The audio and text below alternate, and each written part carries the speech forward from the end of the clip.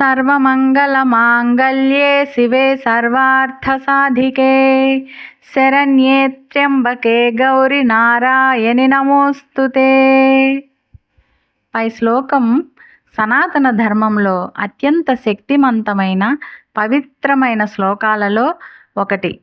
దుర్గా సప్తశతిలోని నారాయణి స్తుతి నుండి ఈ శ్లోకం తీసుకోబడింది. అమ్మవారిని ప్రసన్నం చేసుకోవడానికి, సకల శుభాలు కలగడానికి ఈ శ్లోకాన్ని పఠిస్తారు.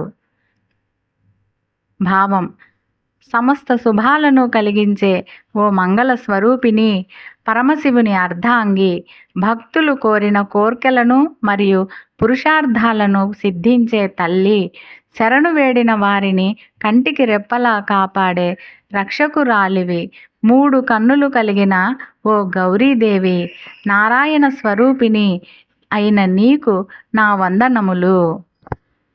శ్లోకం విశిష్టత: ఈ శ్లోకాన్ని నిత్యం స్మరించడం వల్ల ఇంట్లో ప్రతికూల శక్తులు నశించి సుఖ సంతోషాలు, అష్టైశ్వర్యాలు మరియు దీర్ఘ సుమంగళి ప్రాప్తం కలుగుతాయని భక్తుల నమ్మకం.